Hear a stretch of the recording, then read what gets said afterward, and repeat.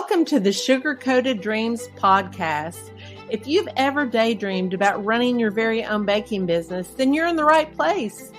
I'm Lauren, the Cheerful Baker, and I'll be your guide on this delightful journey where sugar, passion, and entrepreneurship collide.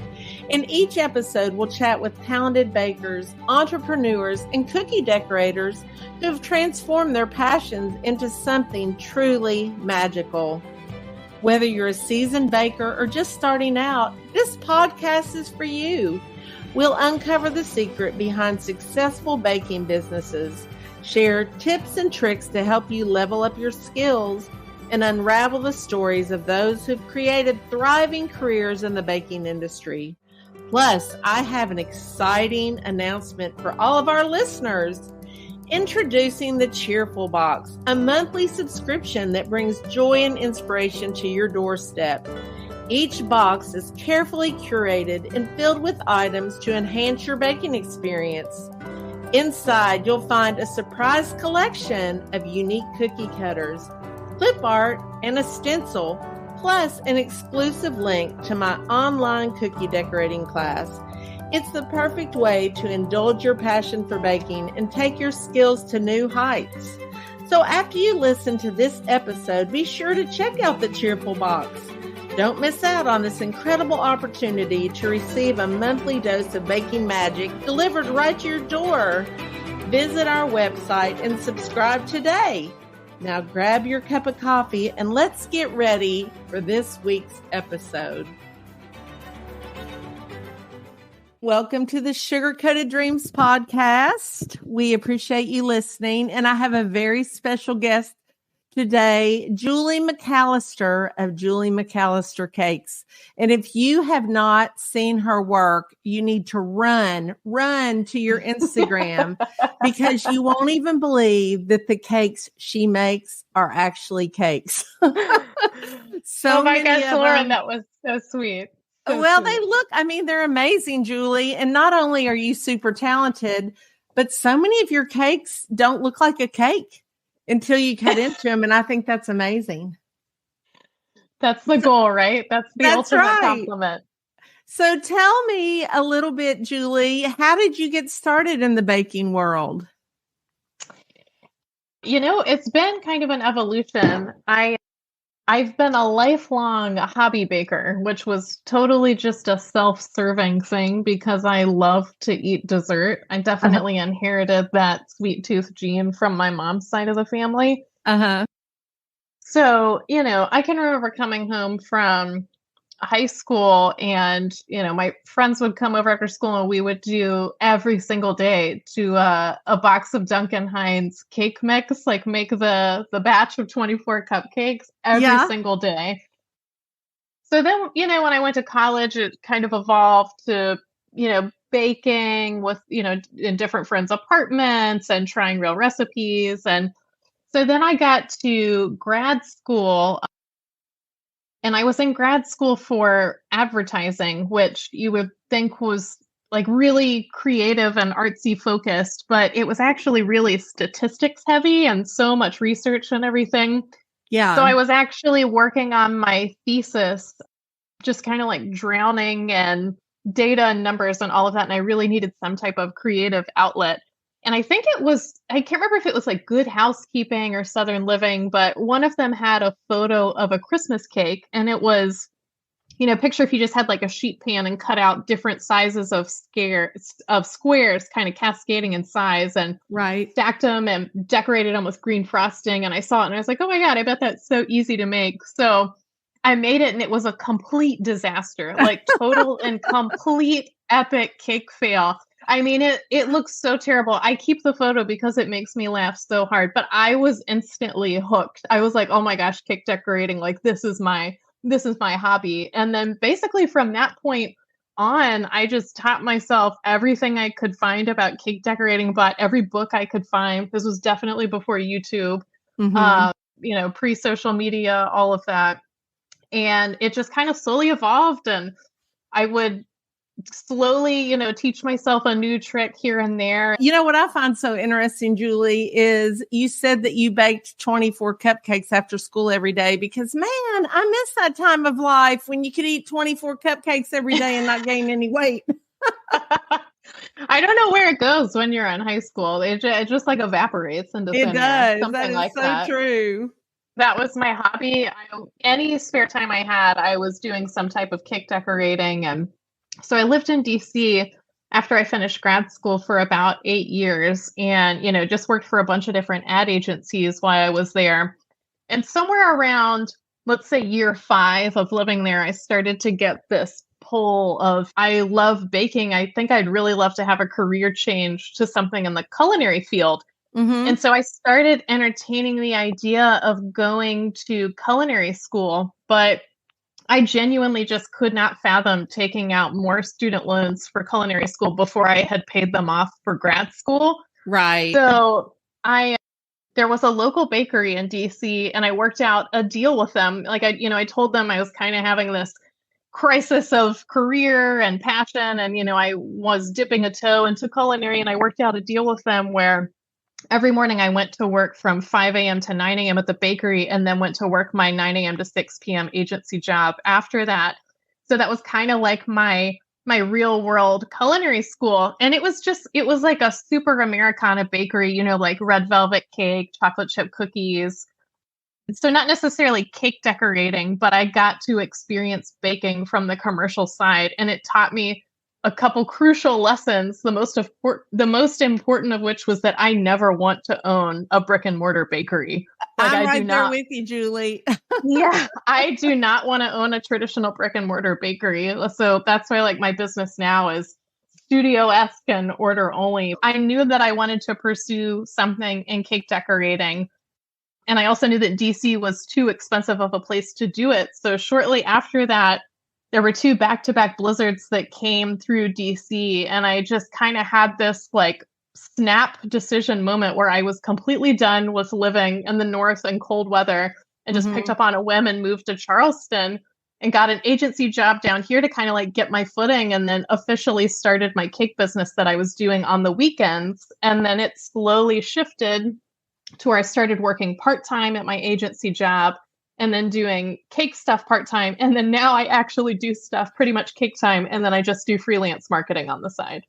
So Julie, and you might have said this already, but I have the attention span of a fly. I'm very creative, have no memory, and I definitely have ADHD. But what did you say that your master's is in? Is it graphic design? My master's was in advertising. Advertising. Oh, okay. I think that would be fun. And that probably helps you out with what you do now. It definitely helps. And having that kind of whole career experience of working at different agencies helped out a lot too. It was fun, but it's, in your mind, you probably think oh, it's going to be so fun. You're working on these ad campaigns, but the actual program was just so numbers heavy and research heavy that's kind of what I was saying, where I needed some type of creative outlet. Right. But yeah, I mean, everything kind of folds into the other, because if I had gotten my creative outlet through that, I might have never started cake decorating. Right. It's so interesting, Julie. I recently took this course about advertising and marketing, and I love the fun side of marketing. I love doing the ads and, doing the TikToks and the videos and all that stuff. I think that's fun. But like you said, you also have to follow the numbers. And so I had to learn about Google Analytics, and no lie, I thought my head was going to explode. I thought, this is not fun. I don't want to do this. But you have to, right? You have to be able to know when you put ads out there by analytics, what is working and what is not. And I think when you are, like you said, in the analytics and sort of the weeds of numbers, it is good to have something that's creative. You use that other side of your brain.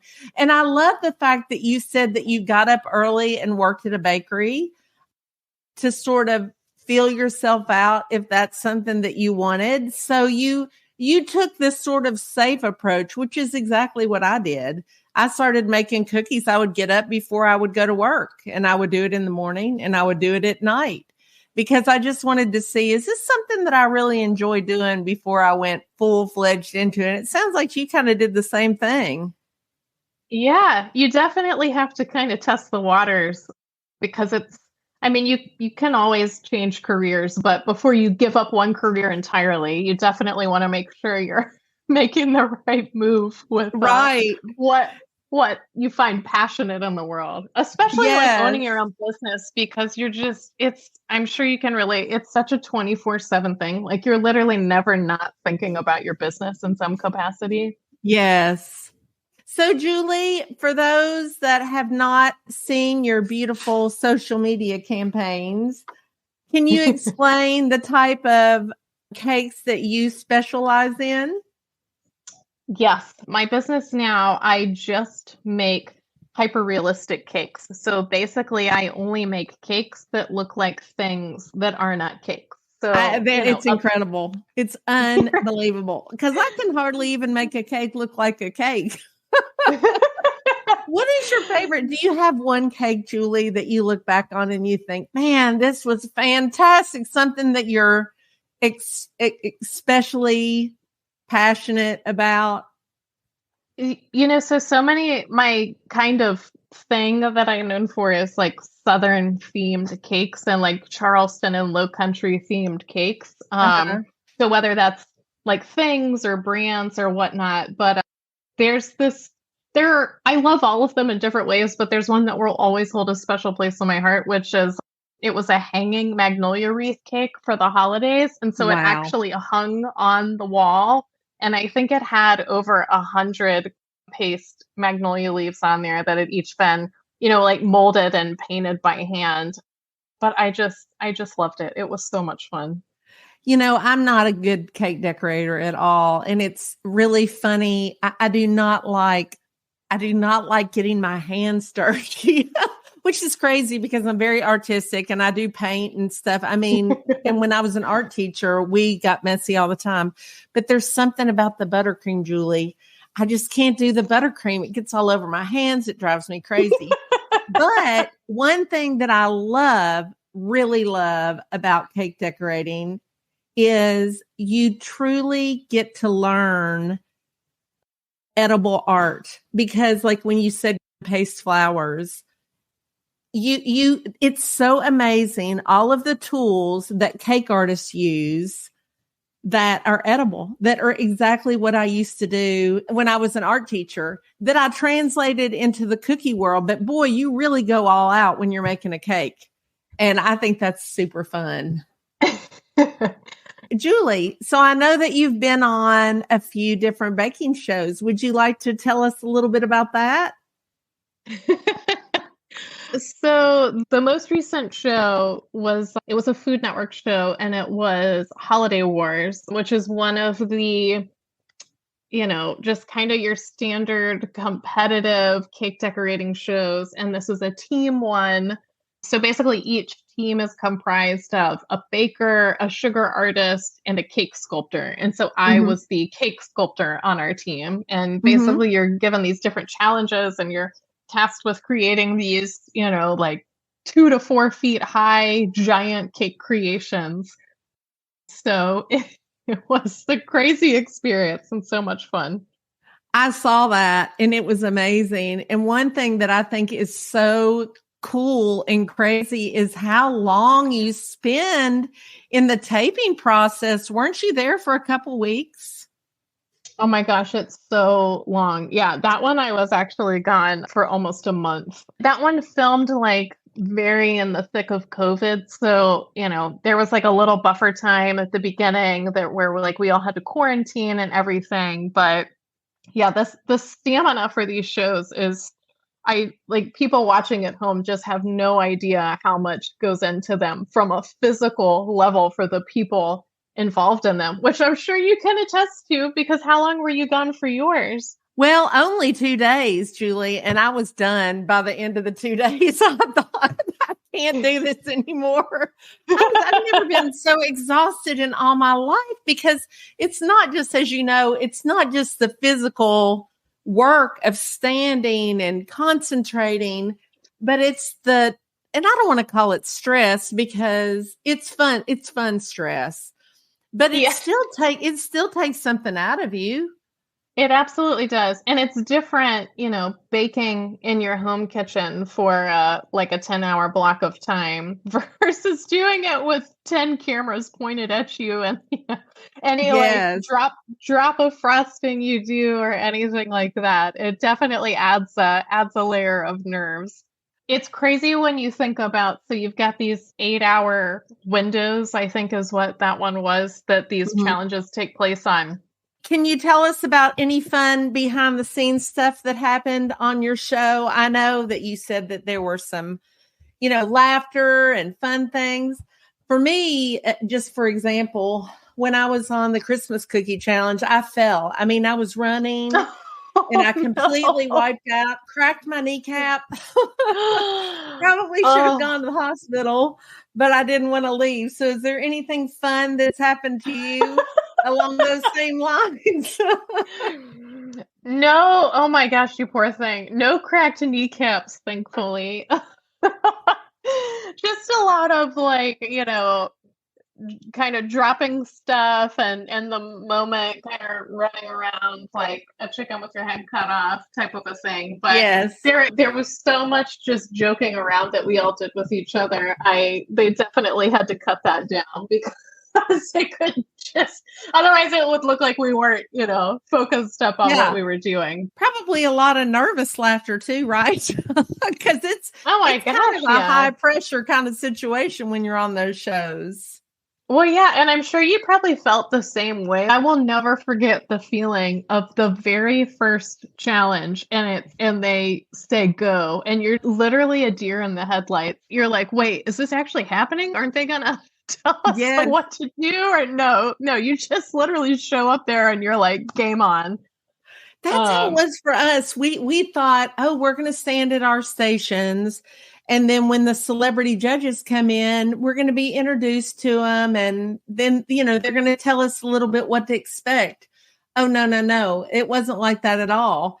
They said, Rhea and Eddie are coming in. We're like, oh, that's great. So they did their thing. And then immediately they said, go. And we're all like, what? What do you mean go? We have no idea what we're doing, which is why I cracked my kneecap because I'm running around like a crazy person and I tripped and went flying across the room.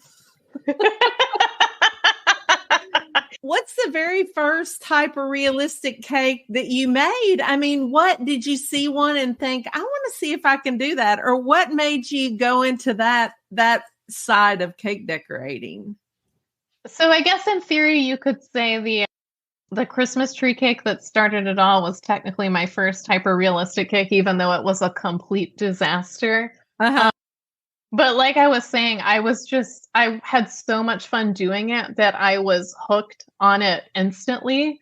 I still can remember like the first cake books that I bought, and there were so few about hyper-realistic cake design specifically. So much of it was just kind of like trial and error. I mean, now with YouTube, you can basically search for anything. I want to make a cake of a purse and 100 videos will show up about it. But so much of it really was just trial and error. I don't know what it was specifically that drove me to it. I loved the art of the illusion. Right. Just something about that. It's just like the wow moment with people when they like their brain couldn't rationalize that what they were seeing was actually a dessert they were going to get to eat. Something about that feeling has really kind of sparked me to want to keep doing it. Yes. So let's see, you started out with the Christmas tree cakes, and then have you since then made a super hyper realistic cake that's a little better than the very first one that you made of a Christmas tree? What's hilarious is that I've never actually reattempted a Christmas tree. I've never thought about that until now. I should add that to my list. Yeah. You should, because it would be inspirational for people, Julie, because oftentimes when you start doing something new and you're on the struggle bus, you think, I'm not sure if I want to continue down this journey. And it's amazing if you just put one foot in front of the other and read cookbooks like you said, and watch videos and keep practicing and practicing, how your skills can improve remarkably. So you'd be good inspiration for people. You're so sweet to say that, Lauren. Thank you. Now tell me, I know you've been in several magazines too. One, you've been in HGTV magazine. Yeah, some of them have been features on me and my business specifically, and others have been features like a party setup that a cake of mine was a piece of that party setup. So HGTV's was one of the latter. A lot of them kind of like snowballed from one thing into the other. Like, this one led to that one. So Lydia Menzies had a feature in Entertain and Celebrate a few years ago. I can't, maybe 2020. But it was about like a 4th of July picnic party. And she had me create this beautiful like picnic basket cake that was going to be the centerpiece of the party. And from that led to Entertain and Celebrate doing a whole feature on me for their Christmas issue of that same year, and then Southern Lady.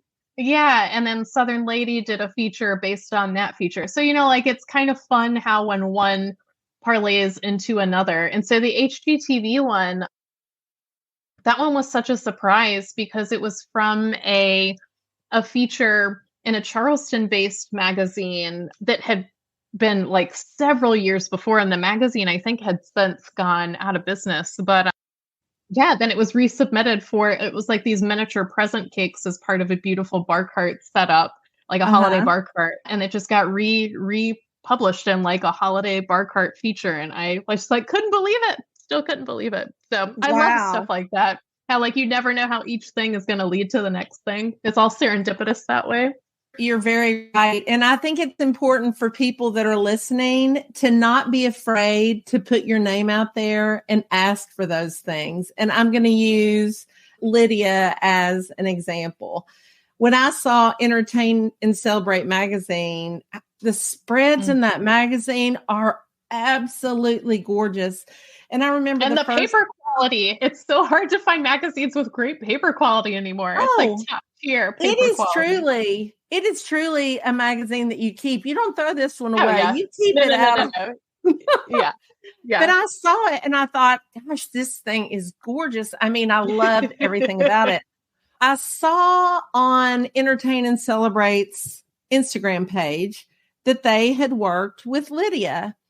And I knew Lydia a little bit because of the supper club. Yeah. And I wanted to reach out to see if they ever needed cookies. And I was very nervous to do that because she really did not know me.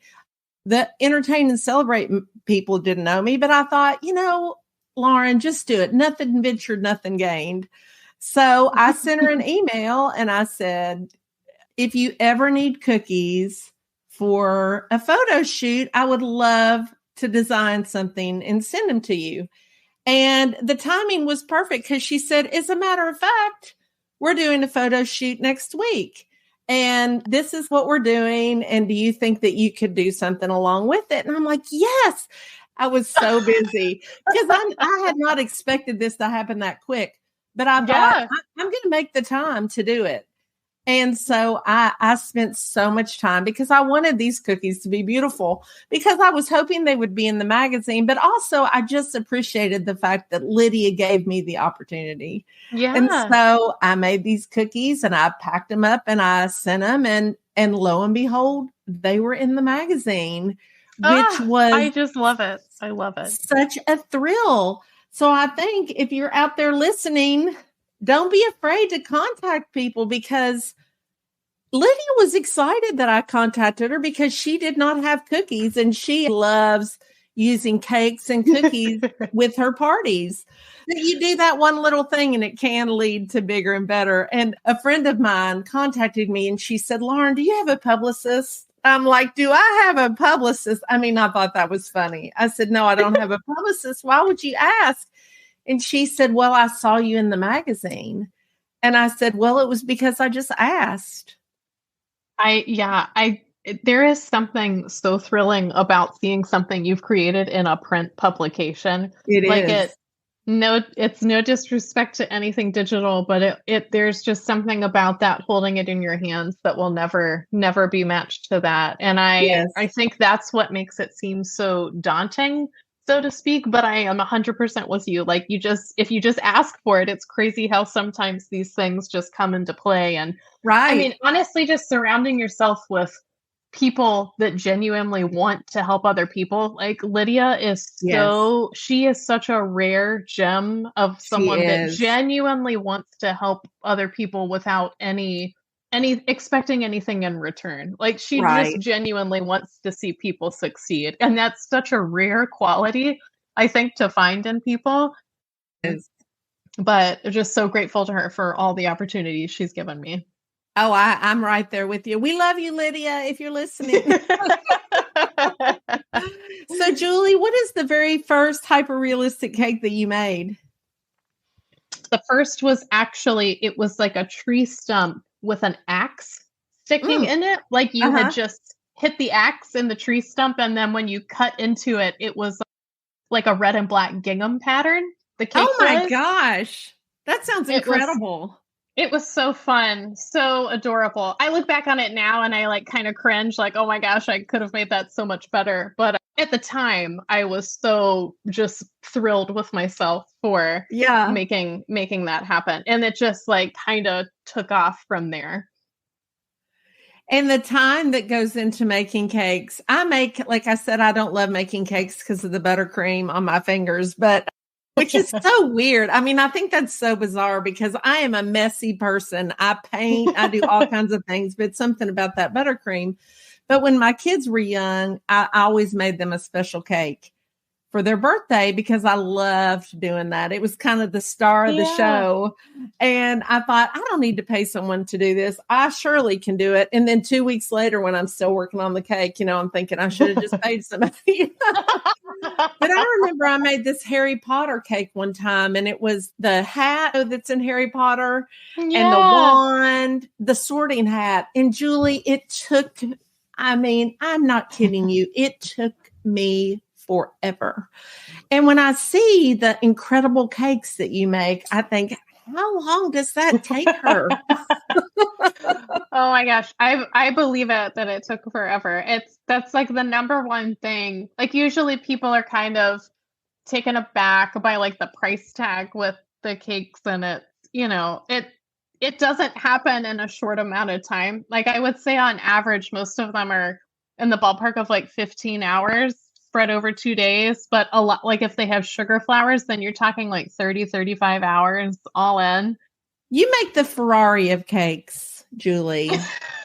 So have you ever made a cake for anybody famous? So I got to make Reese Witherspoon's birthday cake a couple of times, which Are you kidding?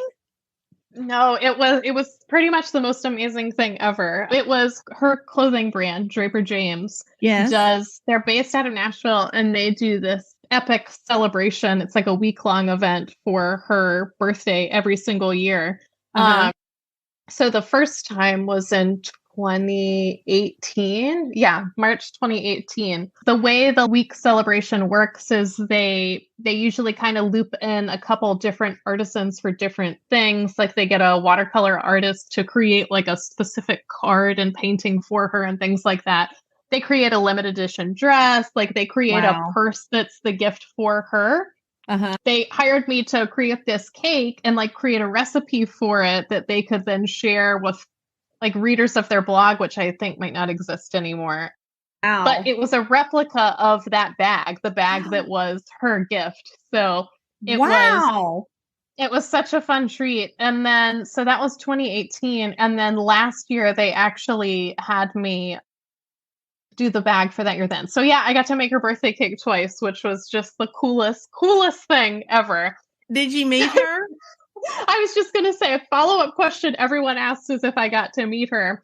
And I actually did not get to meet her for that, but I did get to meet her through another event. So I have a photo of her and I together, and she's just the cutest little person ever. Like just so beautiful in person, but just so sweet. And you just are like, can we please be best friends forever? One of the most fun cookie related things that I've done since I've become a cookie maker is Draper James contacted me. This was probably 4 years ago. And they were the Draper James in Lexington, Kentucky, and they were doing a team building event. And they wanted to know if I could come up with something for their team building event. So you know what I did, Julie? It was so much fun.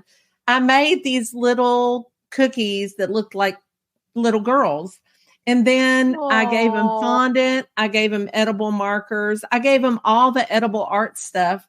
And then I iced the cookies. And then what they did is they created their own line of dresses that you could eat. So do you teach classes, Julie? I do. That's something I actually have started doing over the past year.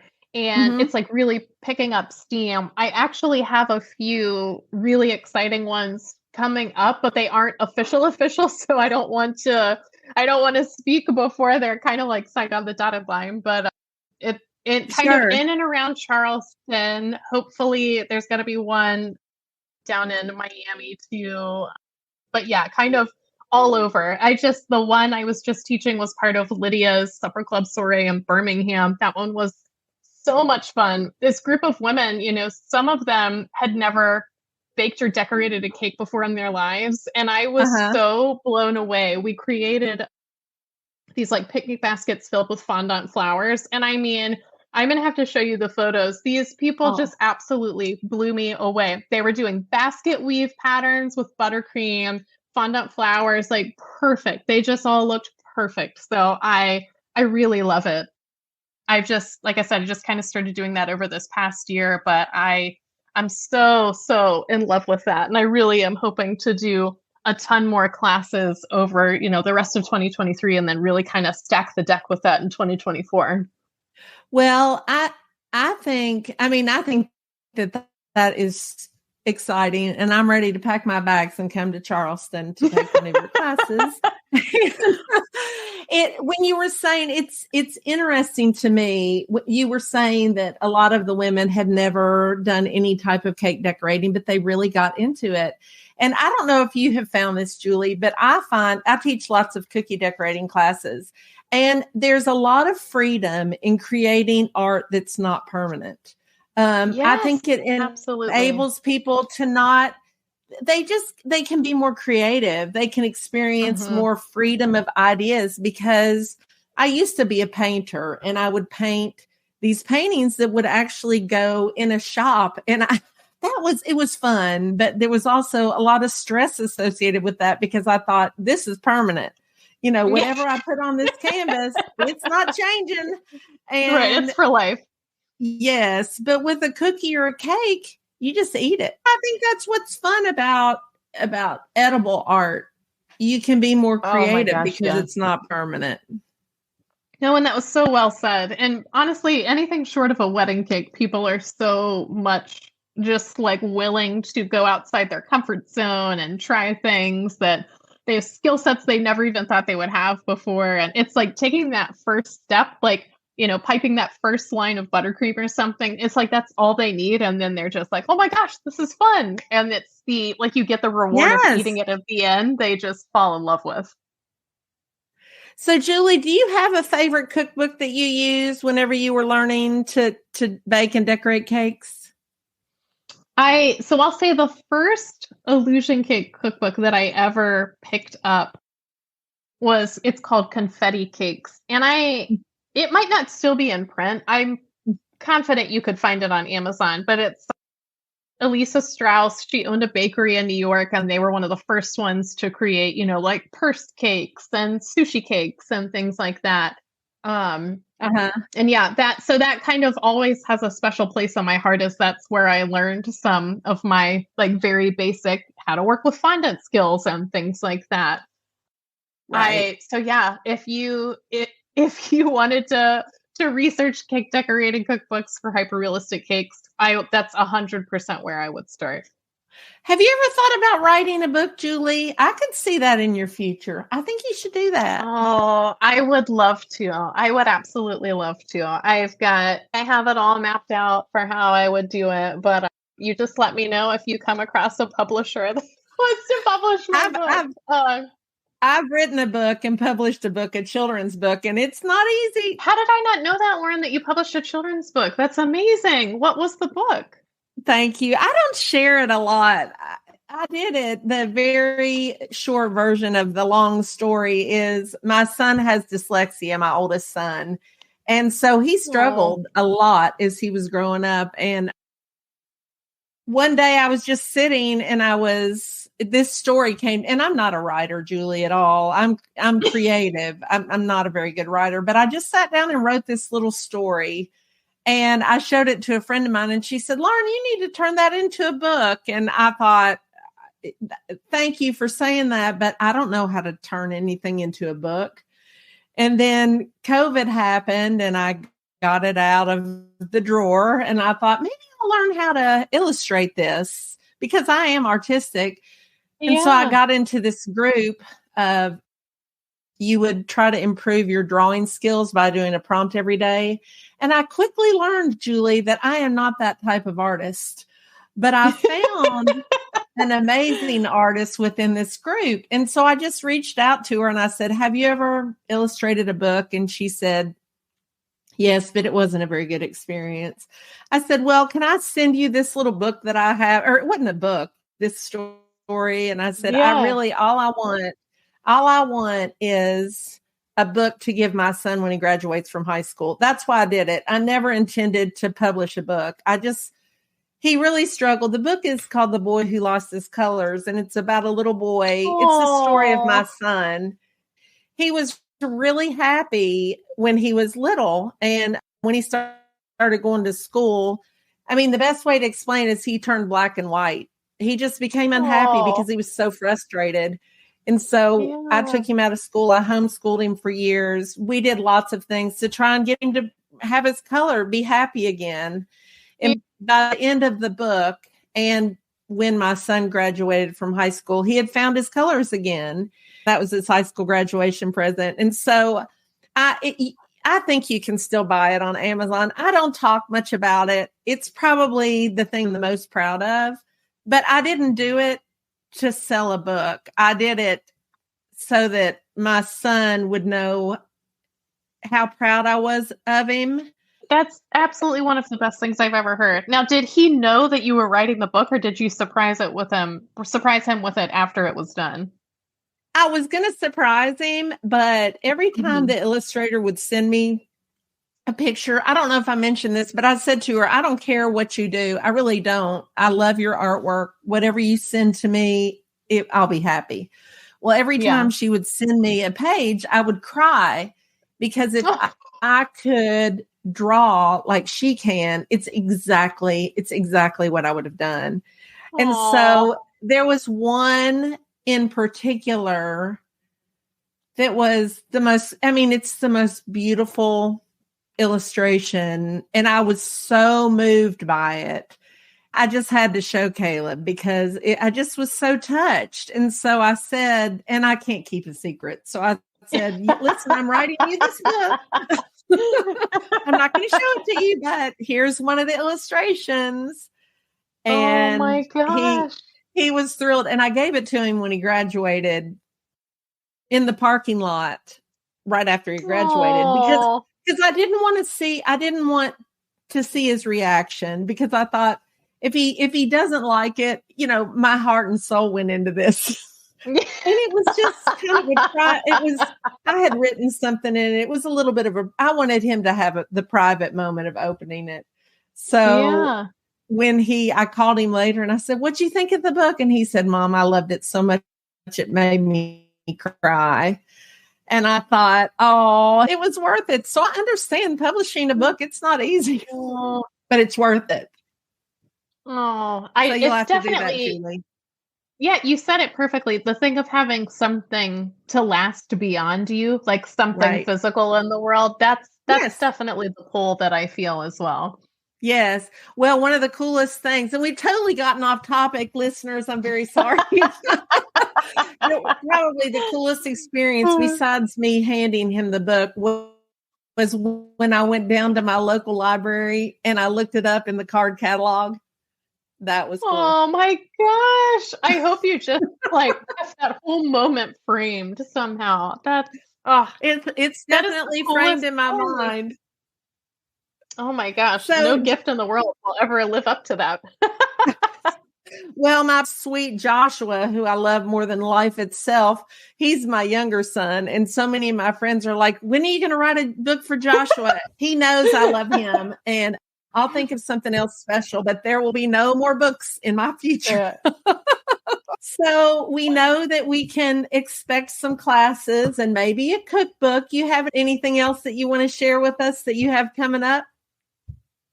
Oh, so I'm in the phase right now where I have a lot of exciting things. I've been working on them and I can't talk about them yet. So I understand that. I'm in this weird limbo where everyone's like, what have you been doing? And I'm like, I've been doing a lot and I can't tell you about any of it. So isn't that the hardest thing for the Christmas cookie challenge when they called and told me that I had made it and then they said, you can't tell anybody? I thought, what?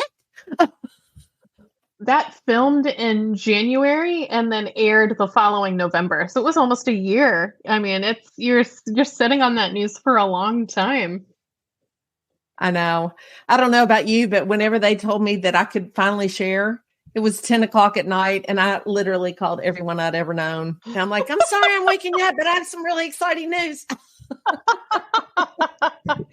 I think mine was something similar. I always usually get to do a lot of really fun holiday projects to round out the year.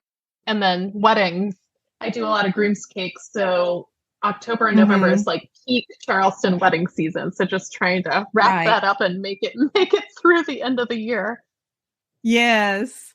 So the purpose of me doing this podcast is so people that are out there like you and I who love to bake or are creative, who have this dream of turning their dreams into realities will maybe hear your story or my story or someone else's and think, gosh, if they can do it, maybe I can do it too.